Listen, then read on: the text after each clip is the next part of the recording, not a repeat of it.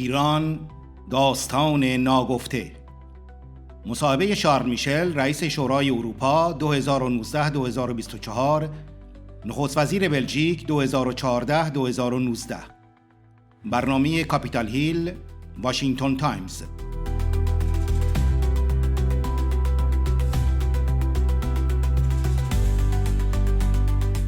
شارل میشل: اولین درس من این است که سیاست مماشات کارساز نیست.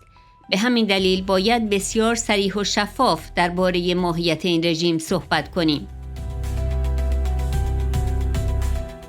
برخی کشورهای اروپایی تصمیمات مهمی درباره مکانیسم ماشه اتخاذ کردند.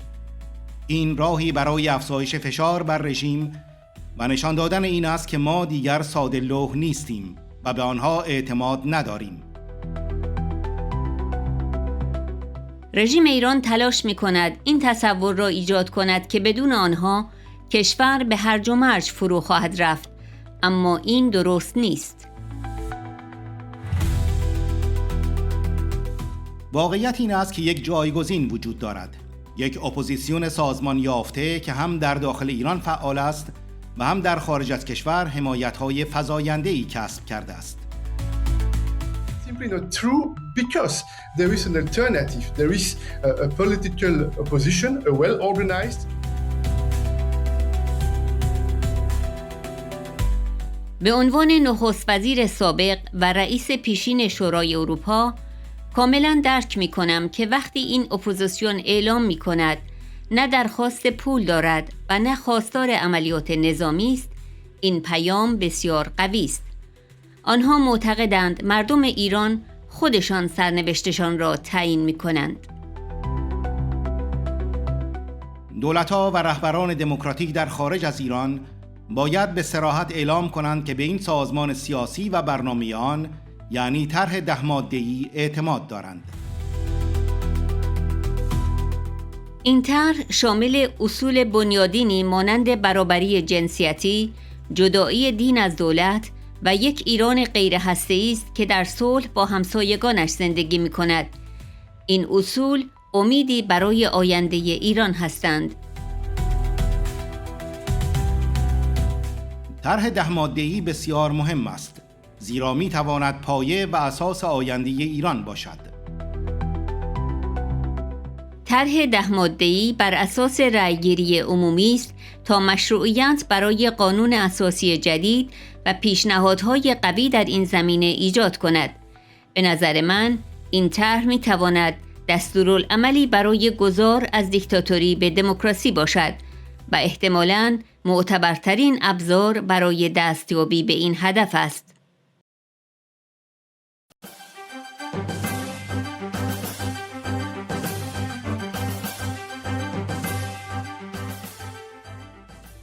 Charles Michel is the former president of the European Council.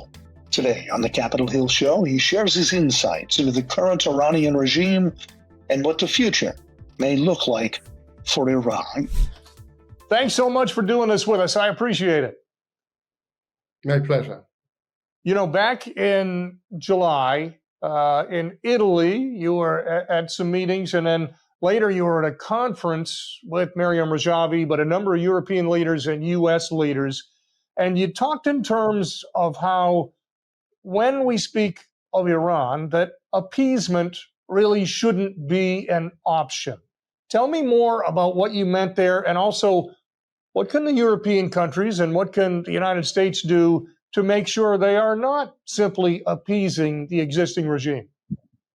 Look, we have learned our lessons, and I had and I have this experience. You know, in my previous capacities, I've seen how the mullahs, the dictatorship, is using all possible tools to pressure the Western governments, including within the European Union. The hostage-taking, for instance, but also the oppression against the opposition everywhere, including outside of the EU, and the attempt to develop the nuclear weapons to blackmail more and to impose its mad vision of the world. And in fact, you know that on the EU side, in the past, we have tried a lot to engage with the regime, to have some channels of communication and channels of talks with the regime, especially through the JCPOA. But we have seen that despite a lot of efforts, it does not work. And we have seen that on the contrary, every time when we try to engage, there is an abuse of our sincerity, and probably there is an attempt to pressure mail, to blackmail more, and probably also to save time by giving the impression, sometimes by playing in the regime the game of the good cop and the bad cop, to save time, and it's the occasion for them probably to try to get closer to the nuclear weapon. You know, with the 12-day war with Israel and with the United States getting involved and having a bombing run of the nuclear facilities, there are some who think this regime is in a severe weakened state, that they are closer to ever than falling. But when we talk to different leaders throughout Europe or throughout the United States, many of them think, well, if they fall, it is simply chaos there. Is there a viable alternative in Iran other than just avoid? You know, my first lesson is indeed appeasement does not work. That's my first point. My second point is being silent in some circumstances. That's a form of complicity. And that's why we have to be very vocal and we have to be very clear about what this regime means, not only for the people of Iran, but also for the region and for the rest of the world in terms of threat against the global security. And the third point, indeed, that's very important. The regime is doing everything to give the impression if they are not in the lead, it would mean a chaos within the country. And that's not true. That's simply not true because there is an alternative. There is a political opposition, a well-organized opposition with units within the country on the one hand, but also with more and more support outside of the country. And as a former prime minister and a former president of the European Council, I understand very well, and it resonates very strongly when this opposition is making a clear point. They do not ask for money. They do not ask for military operations. They believe that the people in Iran, they are master of their destiny. And the fact that outside of Iran, there are democratic governments, democratic political leaders who are making very clear that we trust that there is a political organization, an alternative with a plan, there's the 10 points plan, with very fundamental and important principles, the guarantee for gender equality, the separation between religion and state, or a non-nuclear Iran living in peace with its neighbors. Those principles and some others, that's a hope for the future of the country. We are not naive. We do not underestimate all the difficulties, all the complexities. But I think that that's very important that there is this signal of hope and a possible more optimistic future in this country and in that region.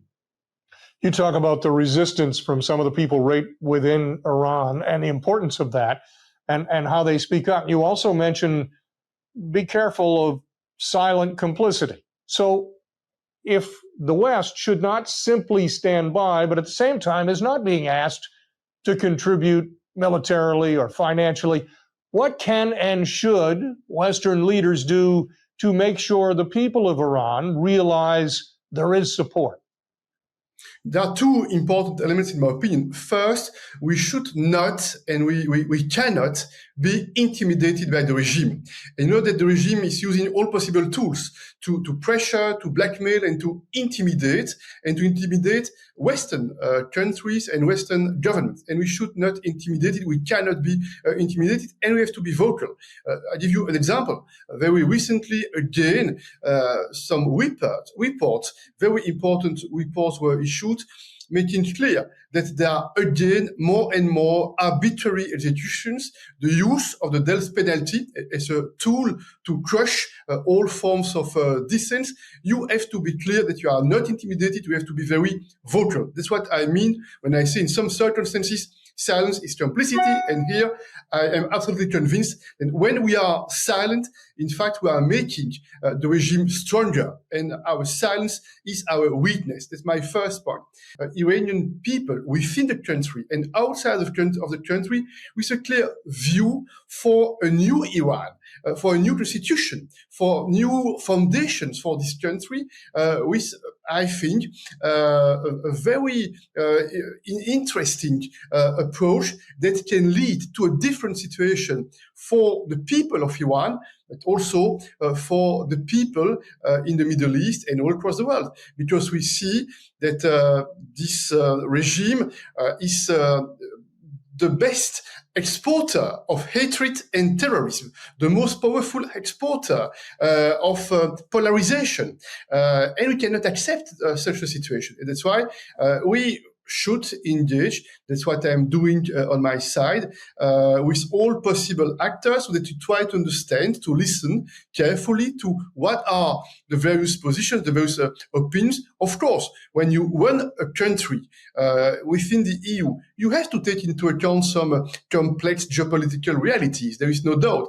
I have and I had this experience. But at the same time, it's important to listen to all possible voices, including and maybe especially those voices who have a clear plan for the future of the country and who can represent a credible alternative in the future. I heard you use the term blackmail at least twice there when we're talking about the nuclear program.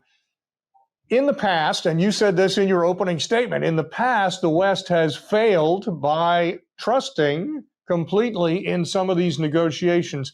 If you can't believe, if you don't believe that the West can trust the current leadership in Iran, what are the proper steps that can be taken toward the complete dismantling of their nuclear program? Look, I think it's very good that some European countries made very important decisions in terms of snapback mechanism, and it's a way to increase the pressure against this regime. It's a way to show, look, we are not naive anymore, and we do not believe you anymore, and that's why we want to make clear that we are ready to relaunch additional sanctions. We'll see what will be the reactions, but my experience is the following. I had the occasion several times to have exchanges of views with the representatives of the regime, including the presidents of Iran. And on the Western side, in Europe, very often we had the impression that some people, some personalities in the regime were or are a bit more moderate. And that's why there was this hope of this expectation that with some of them, if we talk to them, we can hope that sooner or later they would be or they will be stronger within the regime with more influence. It was an assumption that we made in the past. But it's very important, I think, to learn our lessons.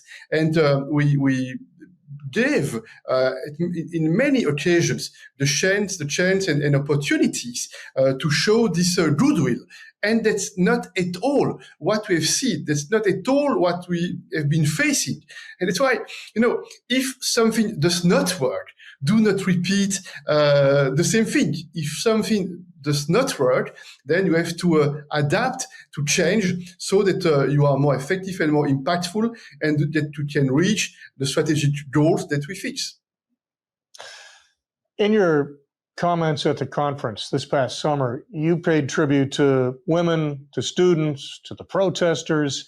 You were very careful to carve that out. And I'm curious, should the United Nations, should the EU, for that matter, play a bigger role in making sure there are protections for those who are speaking out or those who are playing a leadership role in Iran, but not part of the official government? Yeah, look, first, I want to pay tribute to those women, men who are absolutely determined to struggle, to fight, to defend their fundamental freedoms and the democratic principle. And I think that's our duty within the EU because of our fundamental democratic ideas and dreams and values. That's our duty to do what we can do to provide more support. First way, there's the political support, being vocal, refusing to be blackmailed or to be silent. That's the first aspect. But I think that we should try indeed to develop all possible tools to support, to help, and to provide protection. And I think when we decide sometimes to moderate our tone, I feel that in fact we give up. And when we give up, it means that the mullah's regime, the dictatorship, they are in a certain position to oppress more, to intimidate more. And if we want to avoid such a situation, we have the responsibility to be extremely determined, to be extremely vocal, and to engage with all those who have a clear idea about what can be a different Iran in terms of political system and political realities. You mentioned Mrs. Rajavi's 10-point plan. Is there a way for European leaders, should they, but is there a way, if they should, to integrate that into their foreign policy when they're dealing with Iran? Yeah, I think that's an extremely important plan because this plan can be, and I hope will be, the fundamental foundations for the future of the country. That's why I hope that there will be in the future more engagement with many countries across the world, including within the EU, so that there is more understanding, not only in Europe, but also outside of Europe, that there is this plan with fundamental proposals to change the face of the political system in Iran in the future and to guarantee the fundamental freedoms. Important to mention that this plan is based on the universal suffrage to give legitimacy for a new constitution and for very strong proposals in the future. That's why, indeed, that's a very important tool. And in my opinion, it can be this plan a recipe from dictatorship to democracy. And probably that's the most credible tool to achieve that goal. Charles Michel, thank you for the insight, my friend. I appreciate you taking the time. Thank you. Thank you.